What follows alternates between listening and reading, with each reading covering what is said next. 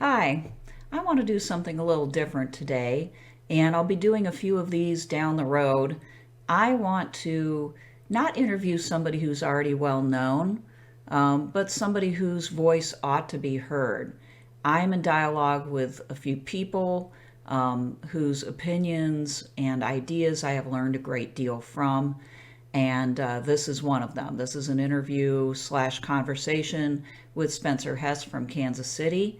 So enjoy, and I will be back next week with the beginning of my discussion of the Green State and the Desert Manifesto. All right, so I'm here with Spencer Hess. He is from Mort Collective in Kansas City. He's a good friend of mine, and I've got some questions for him. But before I do ask him some questions, I'd like to have him explain what Mort means. So it's an acronym, MORT, standing for mission, and then there's a colon, and then O is for occupy, and then reform, transform. And the idea is to occupy, like settle down on a place, and over time as you work on it, specifically in like an agricultural context, as you work on it, you reform it and transform it.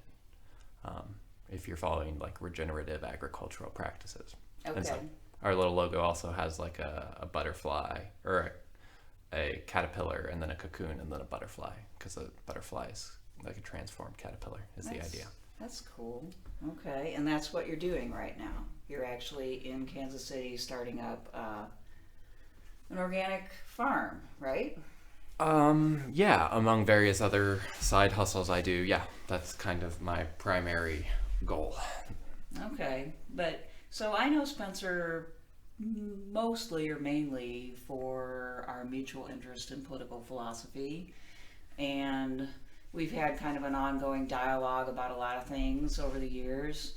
But I kind of like to, I don't know, just circle around or get into an issue that comes up in our conversations from time to time, which is the nature of modernity, and in particular, why we should pay attention to this old thing that happened in the 18th century, the Enlightenment, and kind of like Enlightenment, birthplace of liberalism, and why we should pay attention to that and what it means for us now at the point we are with our politics and our economy today.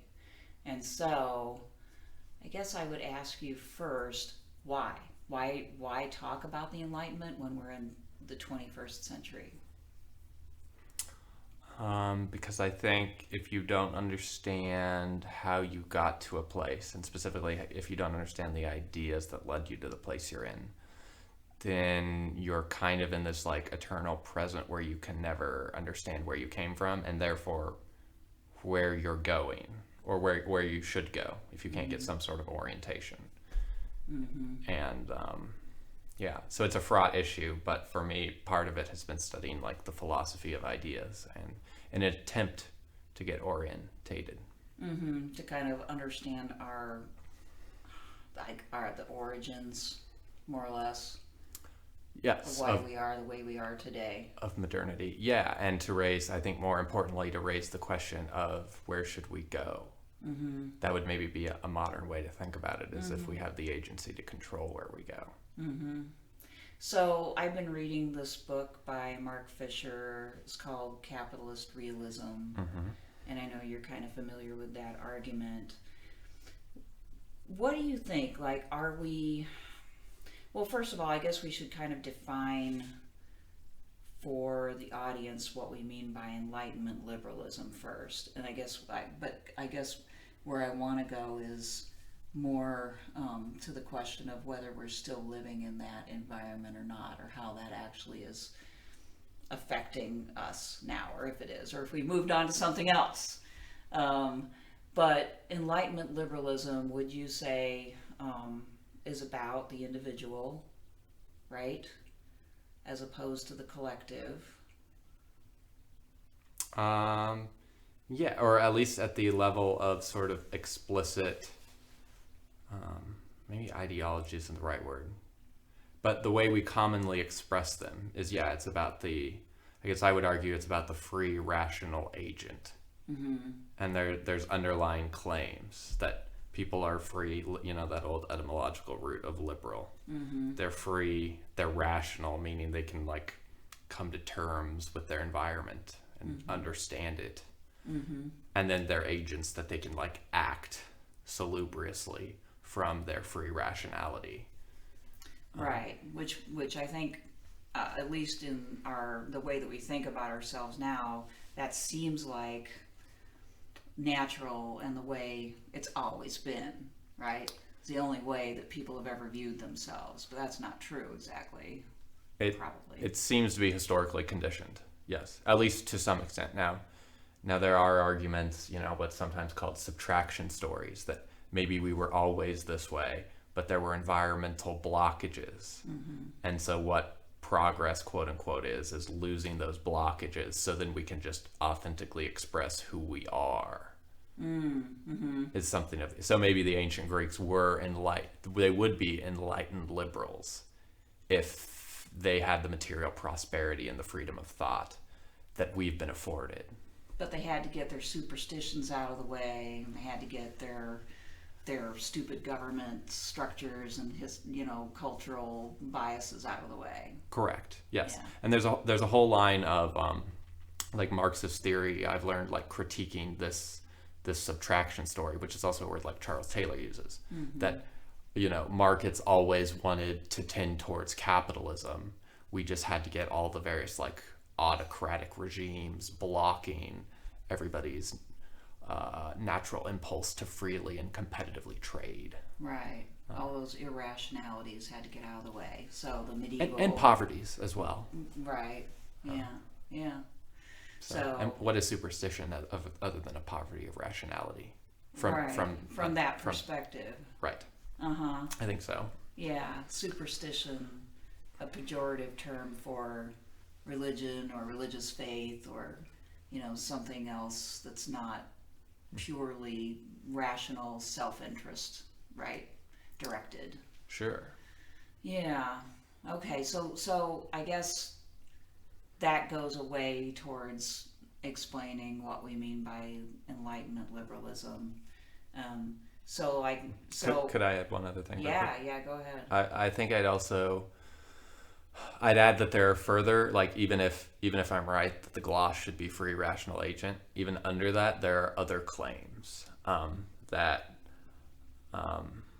for instance, that the subject is maybe unitary, that this free rational agent is like integrated and all in a line, and whatever it decides to do, it will do. It's not torn one way or another. Like maybe it's that old Platonic story of like the chariot that's being driven by different horses. They're like, no, there's just one chariot and the horses listen to the driver. And another one would maybe be free rational efficacious agent, the idea that whatever this free rational agent decides to do, it will accomplish, that there won't be like unintended consequences or negations, to use a Hegelian word. Right.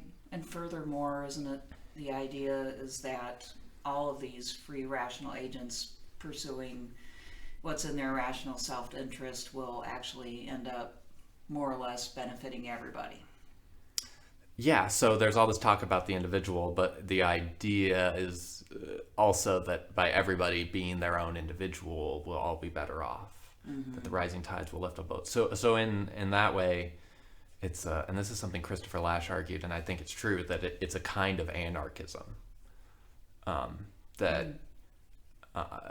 It's a kind of proto-anarchism, where if you were to take that argument to the logical conclusion, then we wouldn't need markets or anything, because individuals would just... You wouldn't even need governments. Correct. Yeah, people would just... They'd act in their rational self-interest, and the cumulative effect of that would be safety and prosperity for all. That's kind of the Enlightenment dream, isn't it, in a way? It really is. It really is. And I think one of the interesting innovations is that at some level, I think people know this couldn't work.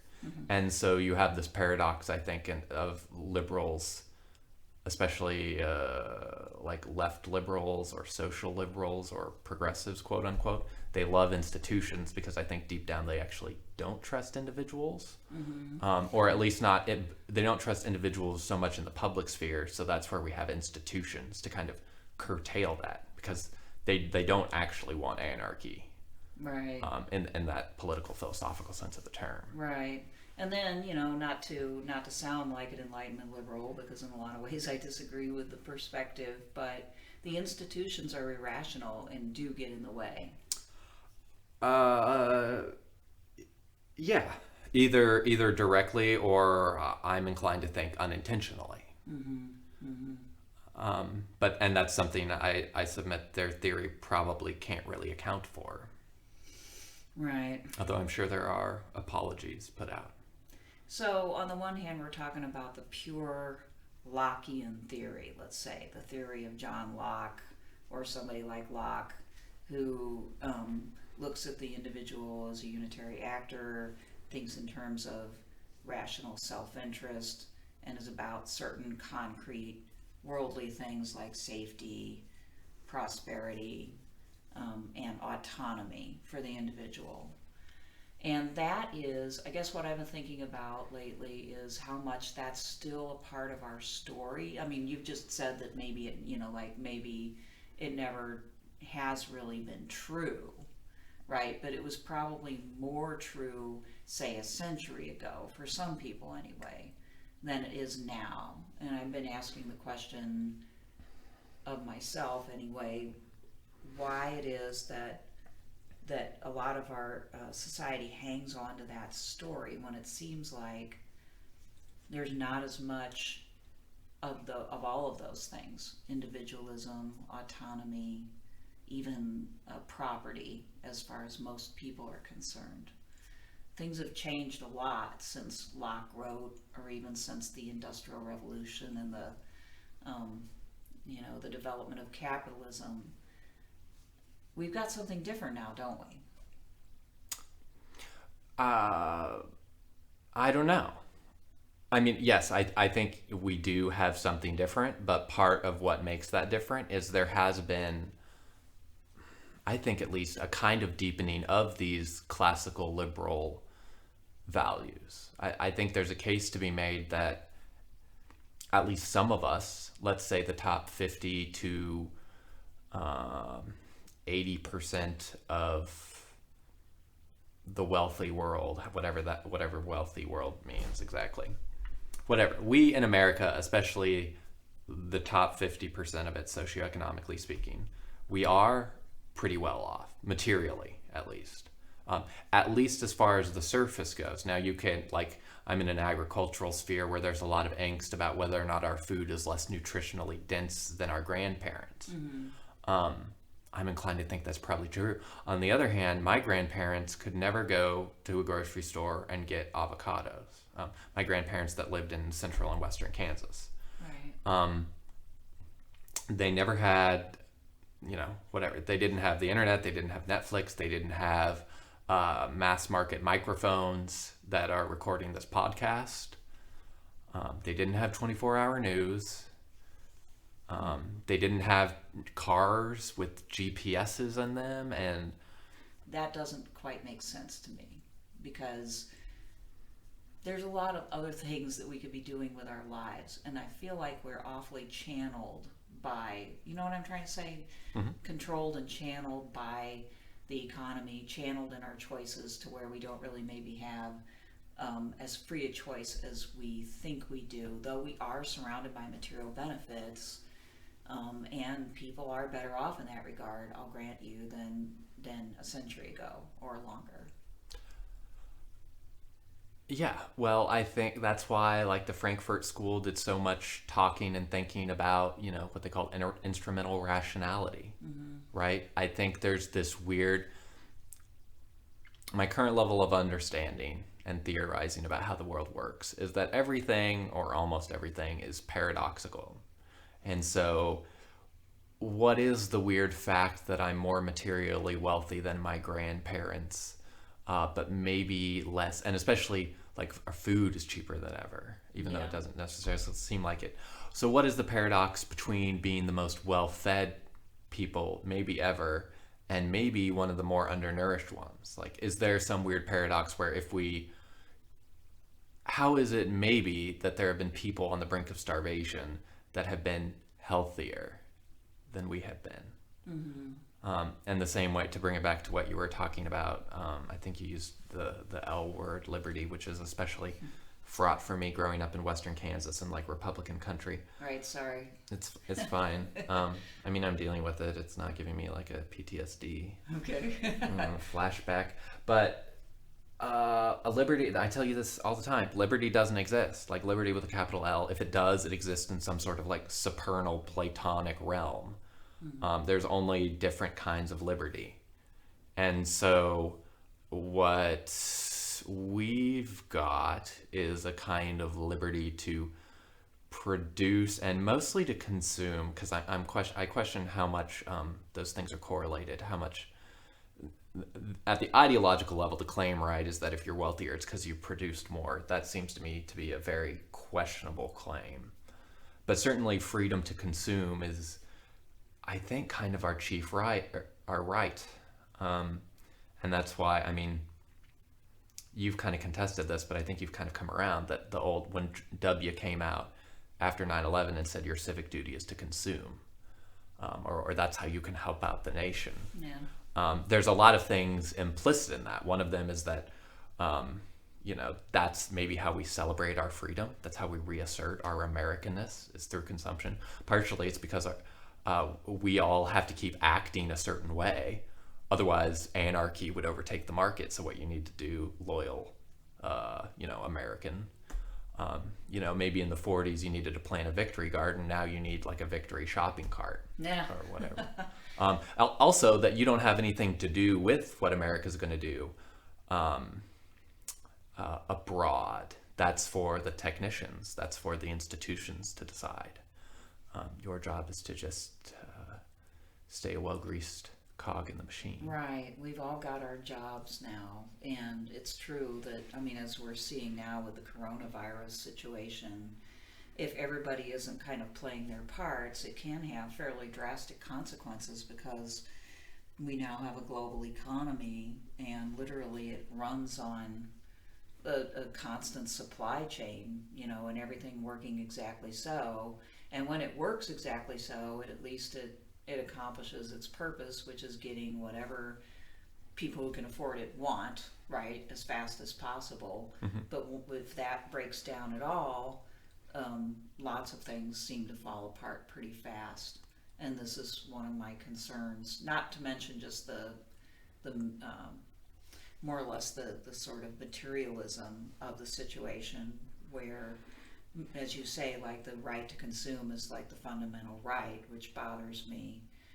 But also the fragility of the system. It seems really robust until it's not, because we're so... It doesn't everything. Well, yeah, but this feels not rational, at this point. We're so interconnected. We're so reliant upon consumer sentiment and people continuing to consume and having the means to do so. And I guess would this maybe not be exhibit A for how, in a way, we are free? Maybe we don't use our freedom. I don't know that I fully believe this, but here's an argument I'll run. If we did pull out, if we all stay at home because we're worried about contracting some disease, which we are free to do, if I don't go out to dinner tonight, nobody, at least currently, and it's hard to imagine that they would, that Homeland Security would show up at your door, or vice versa. If I don't stay home and watch Netflix, nobody cares currently. Mm-hmm. So we have a tremendous amount of freedom. My argument would be that we're too intellectually poverty stricken to do anything great with it. Yeah, that is a problem, isn't it? Well, there's two problems, right? That's one. The other is that for us to have the choices and the things that we have, other people have to work for that or have to pay for that, and the environment pays for it. So there's a lot of payment, but it's offset to other people. Right. Externalized, I think, would be a good economic term. Yeah. Right. Sure. And liberal theory can't really account for those things. And to be fair, I mean, maybe any intellectual system can't account for everything. And so what you have to do is you sort of carve out a sphere in the intellectual wilderness, and you found a village, and you have to keep out things that don't fit. And, you know, there's a lot of things that don't fit easily into liberal theory, whether that's crimes that had to be done to indigenous peoples and enslaved peoples, repression of women, and especially a massive exploitation of natural resources, and the long-term cost to the environment and the climate of our industry. Yeah. And all those people who are being what do we call it, arbitraged, right? Who are being arbitrage, not like exploited or exploited, right? In other parts of the world, depending on where the cheapest labor can be found. Which kind of brings me back, before we forget, to the initial question: are we still in any way living in a liberal world? And I say yes, but liberal doesn't exist, only different types of liberalism. Okay. And yeah, I think so. At least those of us in living in America and Western Europe, some sort of liberal capitalism fused with democracy seems to be the rule of the day. Maybe I'm still somehow or other ideologically brainwashed and I can't see past it, but So basically we're still within a liberal system, even though our actual liberty has been more or less, shrunk into one thing, which is our liberty or freedom to consume. Yeah, and that's probably a pretty good definition of neoliberalism, right? Now that's kind of what I'm getting at, is that neoliberalism. Probably so. Although I'm open to the idea that, maybe we are in the late phases of neoliberalism disintegrating, and there's some sort of neoliberalism in the sense of actually new. There's some sort of new stage of liberalism coming to birth. Yeah, right. I just got done with a series on McKenzie Wark's Capital is Dead, Is This Something Worse? And of course, she's arguing that we no longer have capitalism at all, which is, a big part of the liberal vision is the free market and the power of people who own capital to kind of set the parameters and the rules.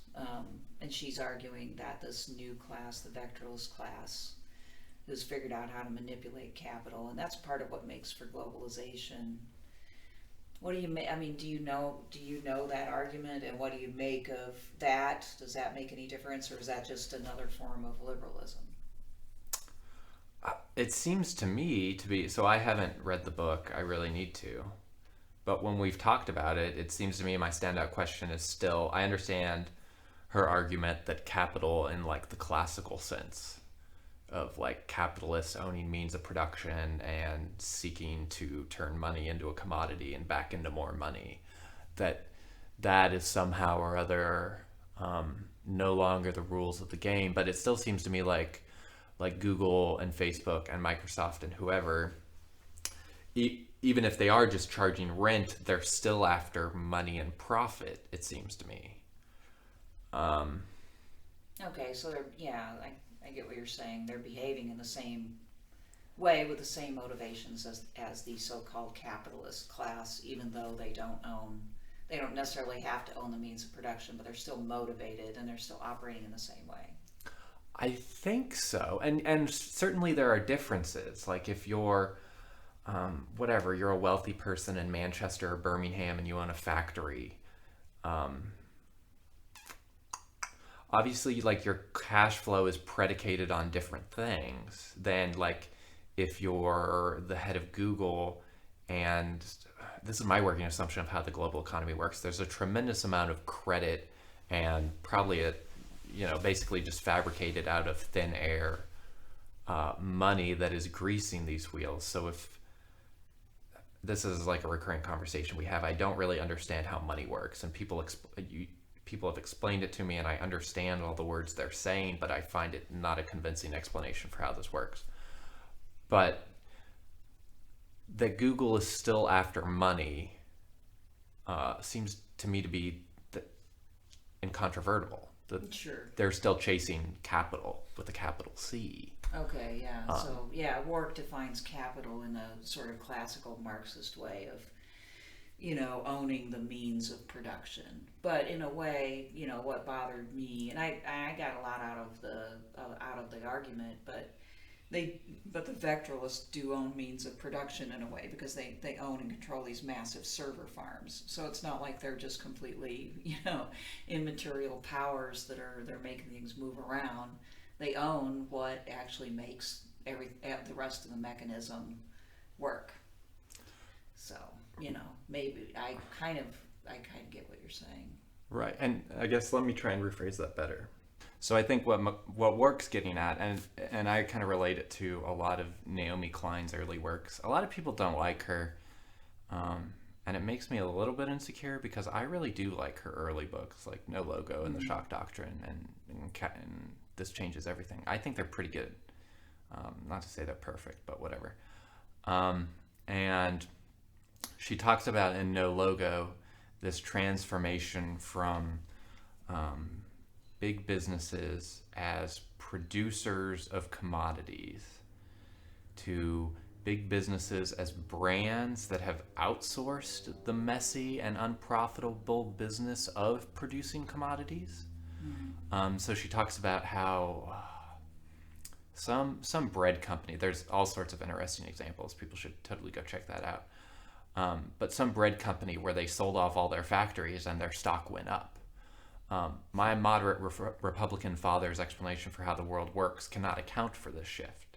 That why is it that a business that sells off their business would be worth more? And it's because what they really are is this is what Wark, I think, is talking about, that capital for them is dead, that their money, their profitability, their justification to exist is in sort of organizing and marketing and distributing, overseeing the distribution of other faceless companies and factories' production.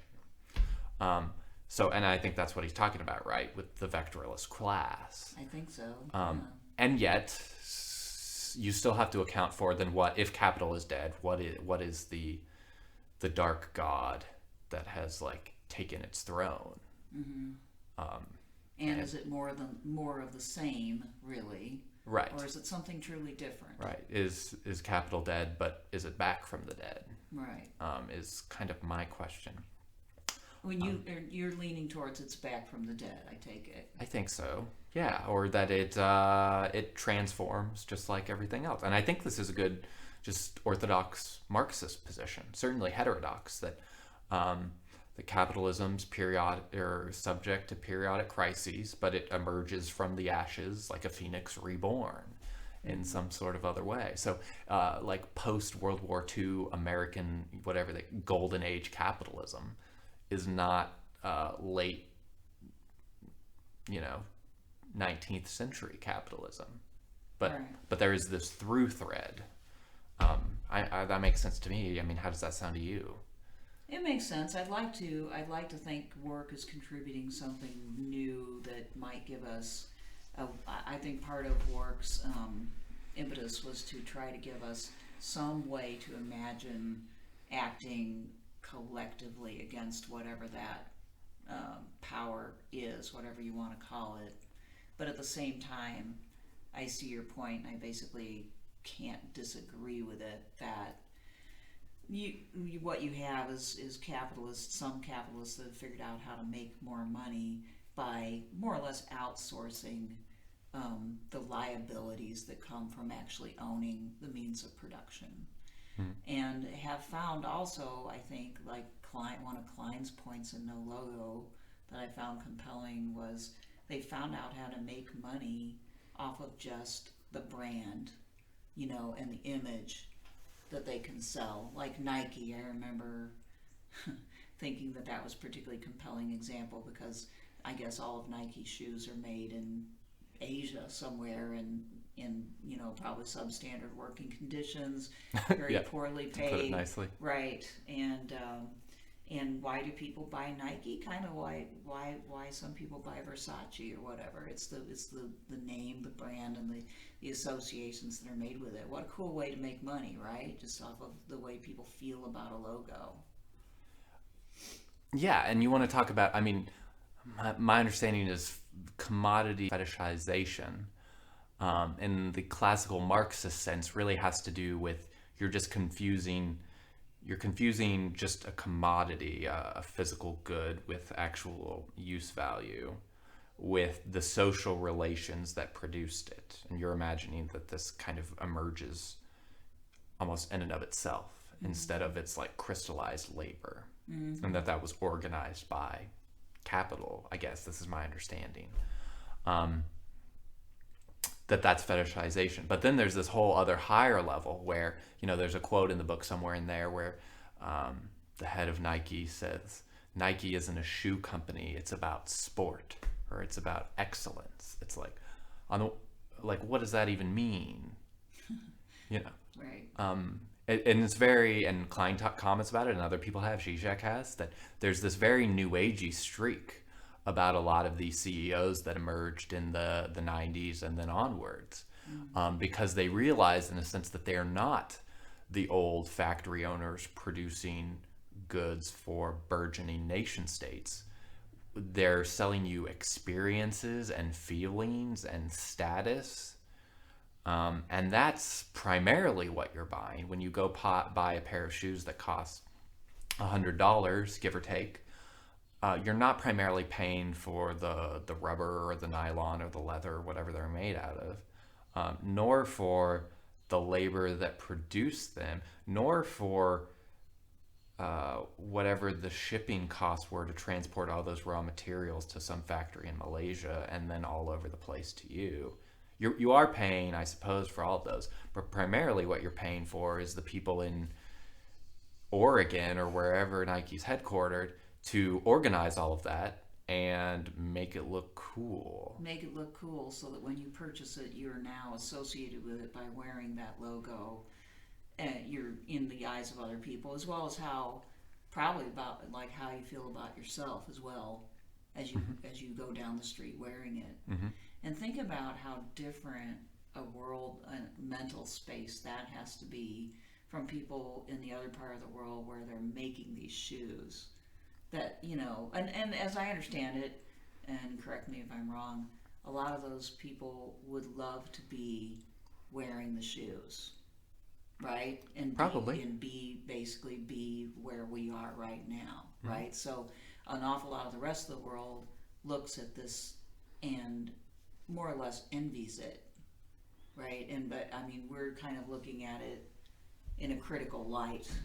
We are, and maybe too critical. Part of me, I own some Nike shoes, and certainly not consciously do I think I'm cool or I'm having some sort of ersatz relationship with Michael Jordan or something like that.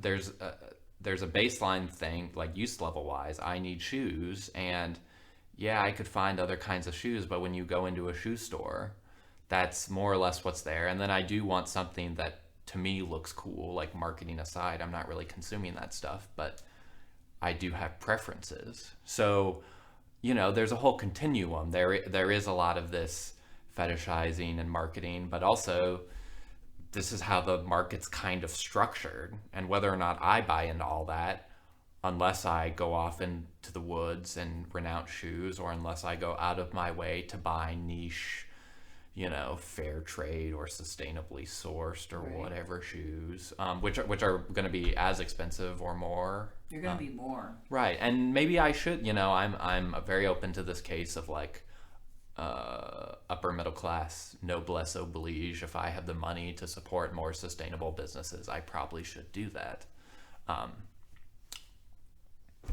That's true. But we've often, also talked about, this is a Zizek point too, right? We tend to not want to go along with the idea that's often pressed upon us that if we just changed our individual purchasing habits and our individual lifestyles, and if everybody did that, then we wouldn't have to pay, other people wouldn't have to pay the price, and our planet wouldn't have to pay the price for our collective decisions. But it's not possible to put all that responsibility on individuals. No, and I think it, to go that hard to pronounce word, fetishize. In a way, what we're doing is we're fetishizing the neoliberal individual and imagining that, if he, she, whatever, were to recycle or were to make more savvy purchases, more ethical purchases, then supposedly if everybody did this, and nobody ever will, probably because everybody couldn't do it, then things would be fixed. So as long as responsibility can be channeled down to and it's a fraught word, right, individual. In a way, what I'm willing to question is whether or not individuals are or are not dividable. I think we are.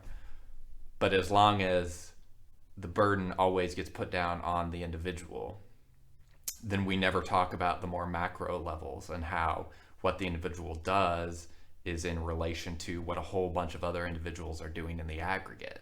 Right. Well, so we've kind of reached a point in the conversation where I feel kind of compelled to ask a question that actually relates to what you're doing now, trying to start up an organic farm in the middle of an urban area. What about the system that we have and what we've been talking about is going to help you to do that and to start up this farm, and what's standing in your way? What blocks you? What I have is I'm very lucky. I'm very blessed in the sense of I have a leftover college fund that I didn't fully spend. And so what's bankrolling me and my friends' crazy idea of we should try and take collective control of our housing and part of our food budget, and we should try and provide local organic produce to our neighbors and admittedly the wealthy people who are interested in that type of thing around here. I'm not saying that in and of itself will save the world, but I'm trying to leverage what capital I, as a neoliberal subject and a very privileged one, the resources and the opportunities I have to try and steer the world in a better direction. So like you wouldn't be able to even start this what might be construed of as kind of a hybrid small business, right?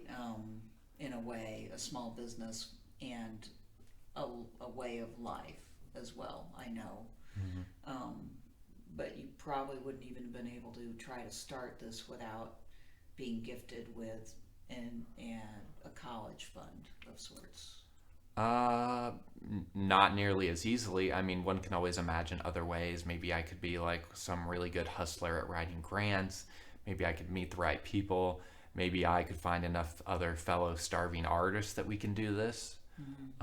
Maybe there are other ways, but that's not the route I've taken. And I'm very aware that I'm very lucky to have been given this opportunity. Yeah, and I'm rooting for you too. Yeah, at least compared to other people. Now, one could argue maybe, who's the guy that wrote a lot of Martin Luther King Jr. speeches, like Henry Harding, something like that? Does that sound right? Anyway, he has a whole argument about we need to stop. He's an old civil rights leader and writer. He's like, we should stop complaining about white privilege because we should want everybody to be privileged. Privilege isn't necessarily a bad thing. It's when it's inordinately distributed. And then one can mount the argument about, if we're all privileged, then what would that word even mean? What would equalized privilege look like?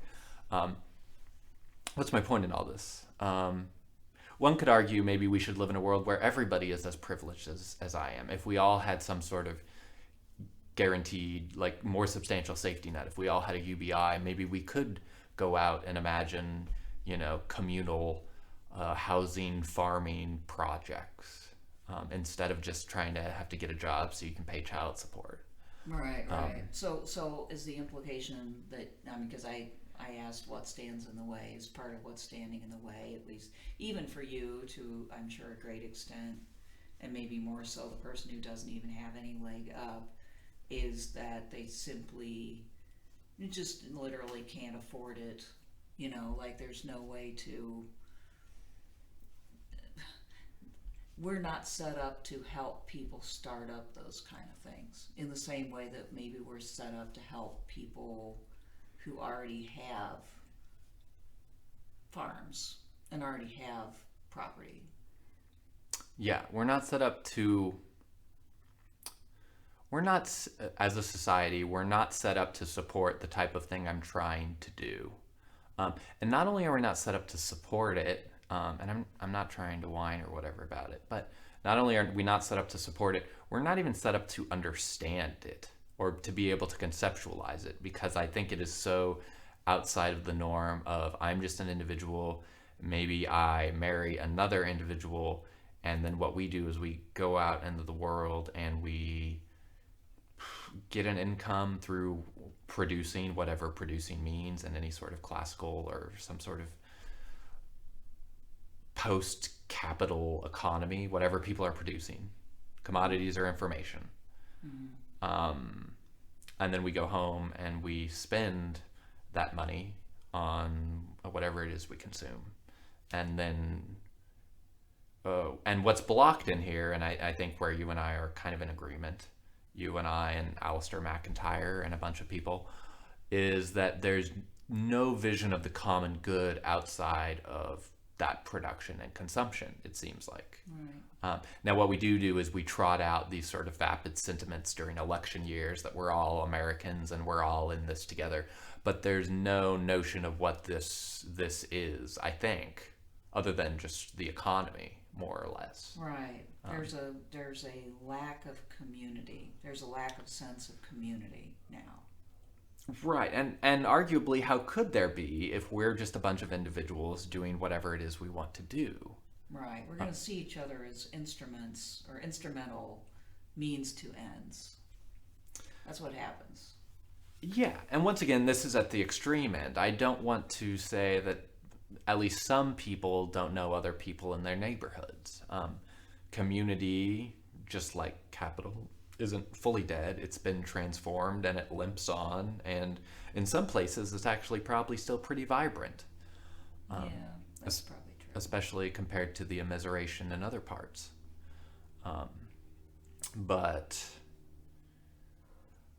But yeah, it's hard to explain to people what I do, because they're like one of the first questions is, how do you make money doing it? And then the answer is, well, I kind of don't. I'm just trying to slingshot what money I have into this other money, because I feel like if I don't do that, I will have done a tremendous disservice to kind of everything, like the world and to myself, and to freedom in a way with a capital F. Now, well, there's certainly enough people trying to make money and in the pursuit of their own self-interest as they define it, not lending, like the old liberal line is, by doing that, everybody kind of lends themselves to the common good, rising tide lift all boats. But at this point, it's not lifting all boats, and it's harming the environment, and it's getting in the way of people having, it seems to me, like having real relationships with each other. It's difficult for people to see, as you kind of just pointed out, the person beyond what they do for a living, how much money they make, and what they can do for you. And so, yeah, people aren't as willing to help their neighbors as I don't know, maybe I'm idealizing things though. Well, and what would help even look like? Unless they're just in like severe material deprivation, right? I mean, yeah, I can give you some food, Well, or I could pay your rent. and you know, like I'm in this time bank that just started up in Manhattan, and it's been kind of cool because in my mind it's a halfway house between a money economy and a sort of completely communal economy, right? Mm-hmm. And one of the things that has happened as people have exchanged their time and expertise without money is relationships. And it reminds me of research I've done with farmers in Kansas, older farmers who did the same thing without any sort of institution called a time bank, but just by sort of lending their care, their labor, their time, and trading machinery and trading expertise with their neighbors, got by with a lot less money and had better relationships and more of a sense of security. I know that kind of sounds idealized, but I mean, one of the things that I've heard you say and other people who like run maybe organic farms and do CSAs for people is that oftentimes their neighbors just don't quite even understand why they should maybe like buy your goods over going to the grocery store. If the grocery store saves them money, or if the grocery store goods look a little bit better, they'll go there anyway. To me, that's a sign that the people have lost their sense of community a great deal. Right. Well, because, if you are, let's imagine you're a free rational agent and you can buy from, you can buy from me if I were your neighbor, or you can have, I don't know, half, maybe, probably, it's not even that much cheaper, but whatever. Let's say you can pay a third of the amount at the grocery store. Well, think about what else you're free to buy. And do you want to be free from responsibility to me, your neighbor? And would you rather hang out with Netflix or your Xbox? There's a lot of I can't be as entertaining as Netflix or your Xbox, and That's true. I'm needy in various ways. There's less variety, and you would have to give, right? There's like this reciprocity in long-term relationships. Things are in all sorts of explicit and implicit ways asked for. And wouldn't it be nice if, for me, it's kind of crude, but the ultimate extreme of this is like you see these photos or videos of sex dolls. Like it's kind of penetrated the pop culture now. And in a way, another human being will take time away from you. There's an emotional connection. They can wear you down. They can build you up. Wouldn't it be nice if you just had a doll that is a kind of like lifeless mirror of your desires? And yet, like, is that really what you want? No, but I guess in Japan it is kind of. So I've heard. That's the story. Yeah, I know. Right. It hasn't quite come to the United States yet, and I hope it doesn't. But like all the commodities kind of substitute for the sex doll in a way, right? Isn't that what you're kind of getting at? Yeah, I'm saying that as an extreme example of something that we're all to various degrees participating in.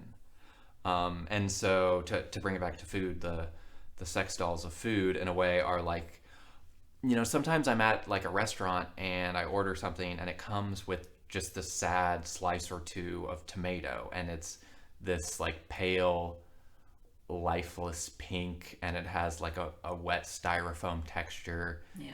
And I've had that. Right. And if you ever wanted, I submit this is one of the best arguments against liberal pro-market arguments. The claim is that, by everybody buying what they want, all sorts of feedbacks get sent back to producers, and then they produce the goods that are either at the best price or the best quality, or some balance of the two.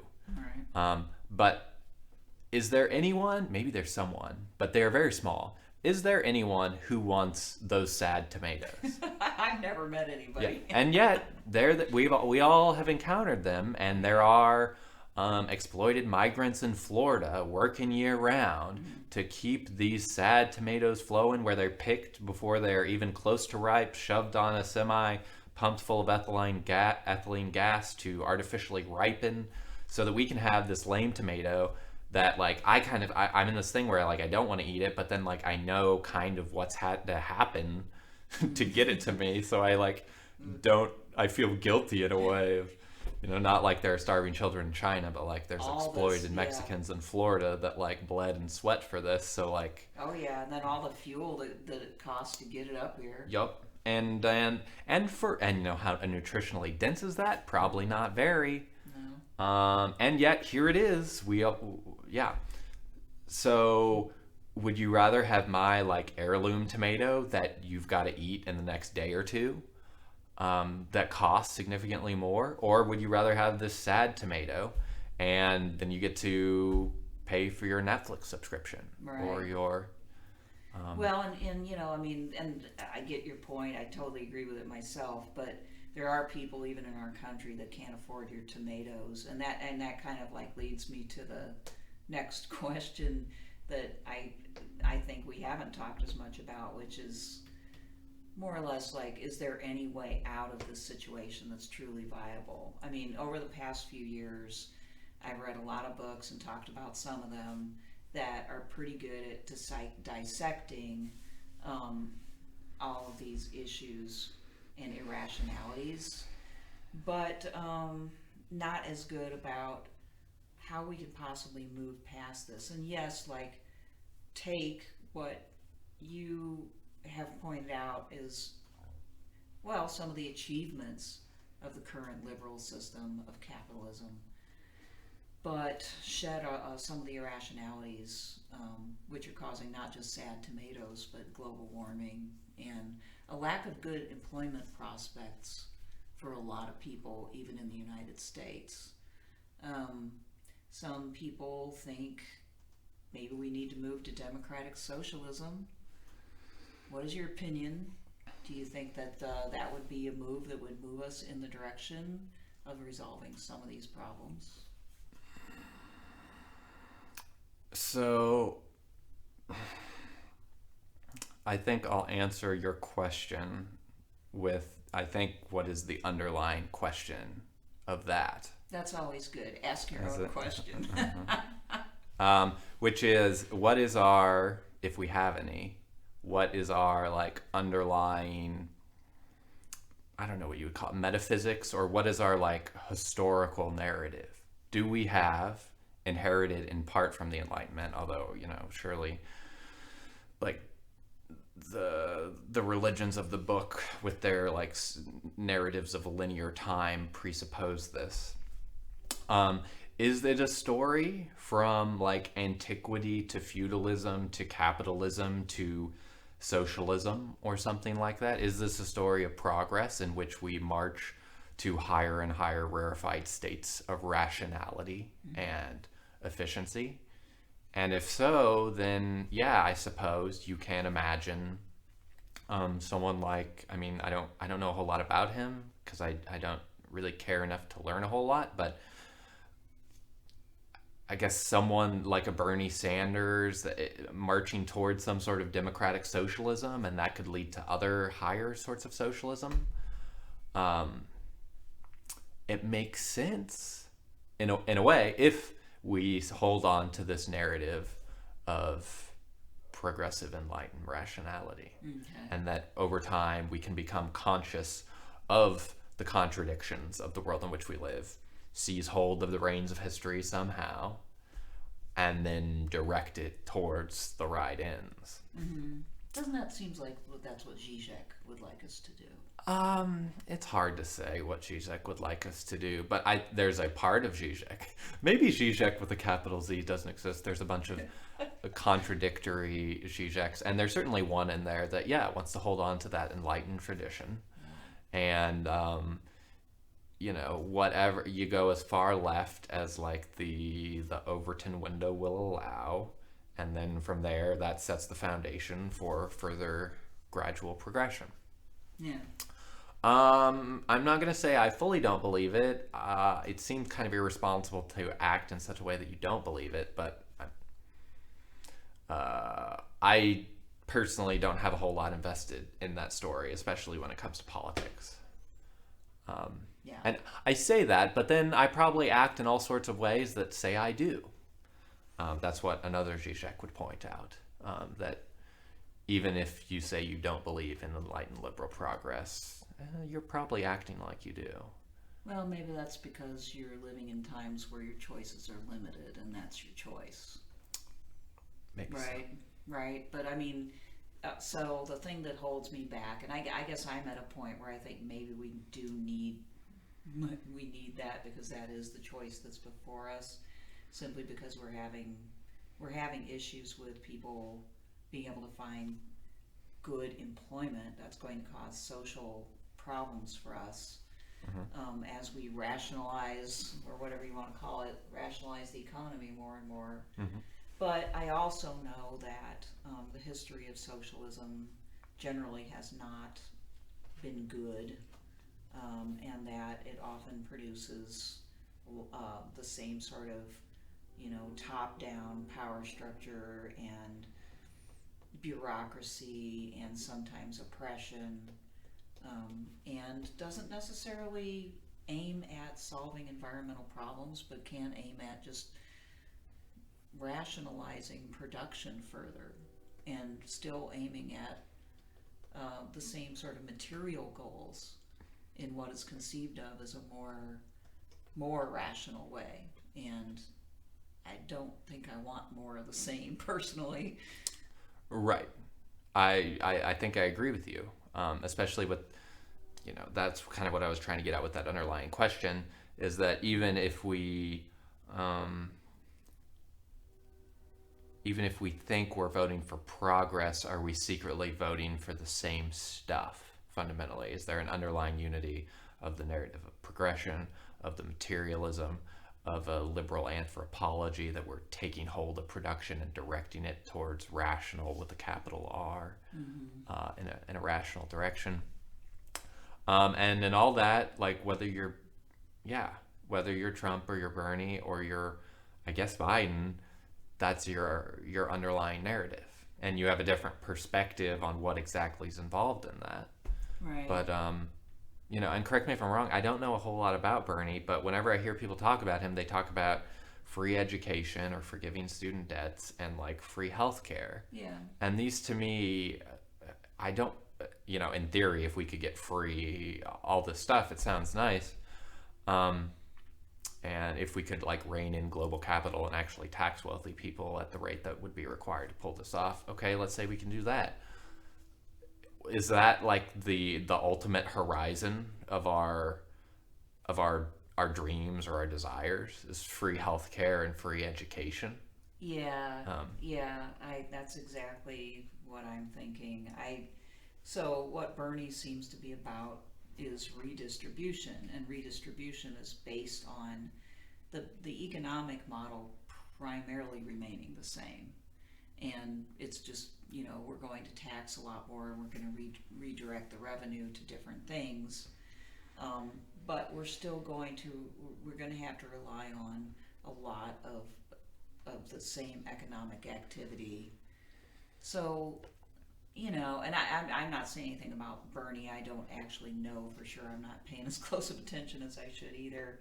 But I don't feel like there's an emphasis or enough emphasis on either the stewardship of the environment, or on actually creating community, just redistribution. And that doesn't seem, I think we've tried that. A lot of countries are doing that. It hasn't solved either of those two issues. Sure. Well, and a part of, especially in America, it seems to me the problem is we've developed, a system has developed or evolved or grown around a blatant disregard of community and the environment as impediments to growth. And so, on the one hand, if we were to secede from such a model, there would be like a whole lot of havoc, both here and abroad, because we're all implicated and enmeshed at this point.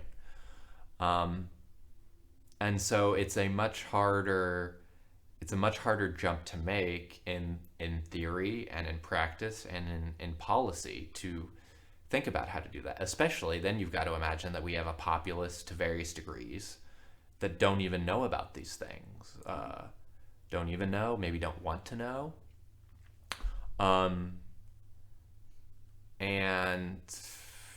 And you're open to charges from every quarter, right? If you're a Republican, you could say, well, you think the environment's fine, it's sturdy, we don't need to worry about that, you're trying to limit growth.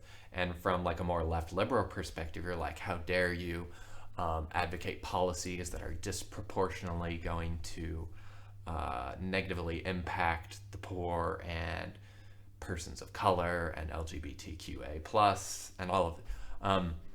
Everybody, we all, to varying degrees, have a vested interest in the model, the system, let's say, of like global neoliberal capital. Yeah.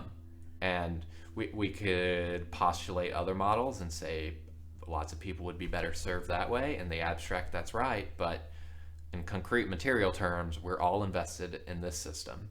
It incentivizes certain behaviors and it disincentivizes, as a for instance, what I'm trying to do. Yeah. And what do we do about that? Probably the same thing that quote unquote progress has always required, which is a minority of people sticking their necks out and being to various degrees ignored, punished, persecuted, disregarded, viewed as crazy. And then if they're successful at accomplishing and normalizing whatever they were after, they're treated decades later as like just obviously on the right side of history. And how could everybody have been so silly as to not believe in that? Oh my gosh, that does happen, doesn't it? That's the Protestant Reformation. It's all sorts of stuff. It's like, yeah. It's civil like rights in this country. Revolution. Yeah, right?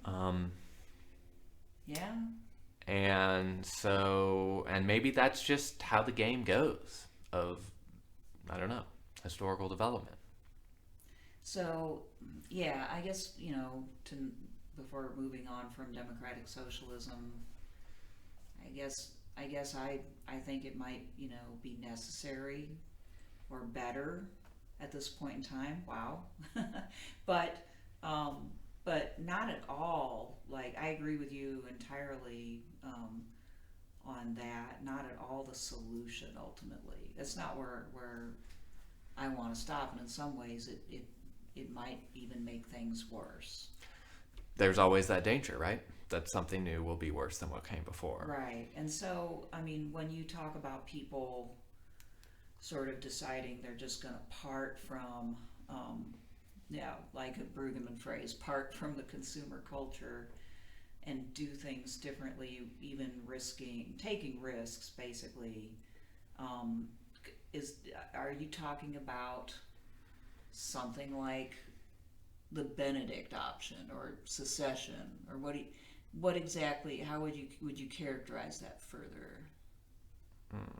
The Benedict option, or what I'm trying to do? What you're trying to do. I'm just thinking, how would you characterize it? Would it be like that, or some? Or I'm writing. I don't know. Can you explain to me exactly what the Benedict option is about? I can explain like what I think it is. Okay.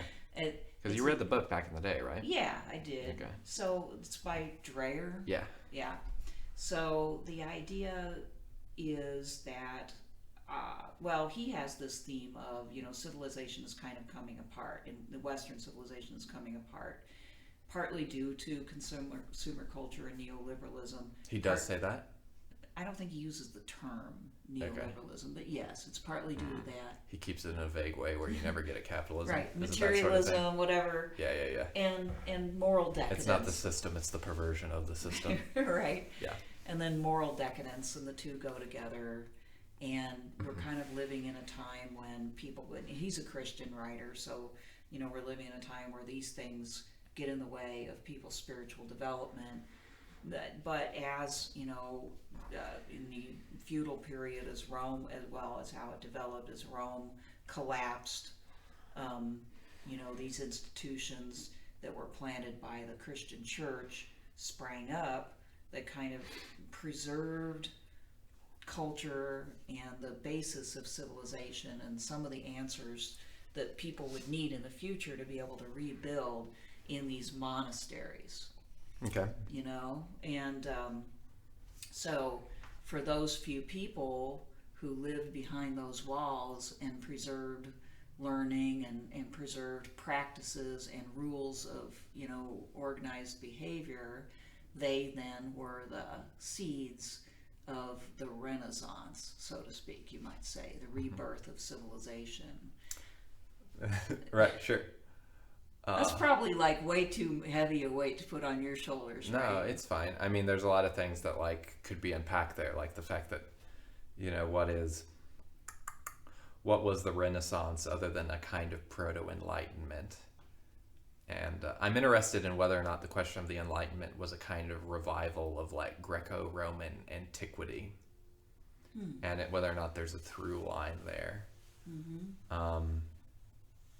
And it also struck me that you said something about behind the walls of the monastery, because walls are very much like it's a fraught word today in America. Yeah.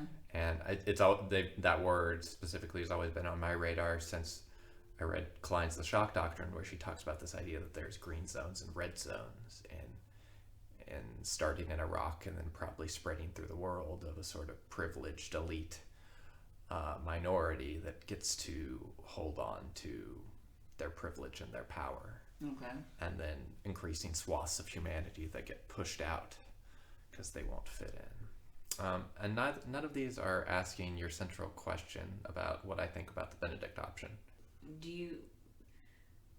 How do you conceive what you're doing? You know, like, does it have anything akin to the Benedict Option or secession of some sort from the overall economy, or I mean, would you characterize it that way at all? Now? Yeah. Probably not. Let's play a thought experiment where I'm successful at accomplishing what I'm trying to do. Let's say we're 5 years out and I've pulled in a few more organic farmers, and we're kind of living in what is called generally in America a commune, something of the sort. But in the inner city, maybe some of us have part-time jobs or full-time jobs that we go to, and yet what we built is a kind of community together, not some sort of super insular one where we're all dirty hippies, or we're all hardline fundamentalist Christians, or we're all like new agey flakes or whatever. Let's say we're like normalish people who have decided to build a common good together. That's a kind of a Benedict Option in the sense of it's pulling out of just being the standard neoliberal subject playing the standard neoliberal game. So in that sense, it's a retreat, but potentially. So it was Saint Benedict, right, who was, the story goes, the originator of the monastic tradition in Christianity, or at least, sort of the Benedictine one that went on in the Middle Ages. There were desert fathers and stuff before that. But it seems to me that that's for a time of like disintegration, fragmentation, collapse, and maybe we're in the midst of it. It took hundreds of years for the Western Roman Empire to fall. It was at roughly 1,000 years till Constantinople fell, after the West fell. So collapse doesn't just happen all in one, cinematic singular event. Right. It's a process. So maybe in my vision it could be seen as a Benedict Option. I guess I've kind of seen it more as the Gregory Option, like the Pope who's known for, they say Calvin said he was the last good Pope, who did a lot he made the papacy more powerful, but he also started interfacing with other leaders, and instead of we're going to build walls and cloisters and sequester ourselves in and hang on, and survive. It's like, no, we're going to go out and we're going to start building Christendom. I'm not trying to sort of rebuild Christendom or something like that. But I am trying to sort of like create a little microcosm where some sort of collective good, common good, could potentially be found. And I guess I view it not entirely as a retreat, because I'm open to, can we use some of these capitalist technologies to make local food production way more efficient? I think there's all sorts of ways that we can. I don't think this would be accused of going back, but that whole claim about we're either going back or forward imagines history as like a single track, instead of, there's lots of lefts and rights and ups and downs and circles. And so,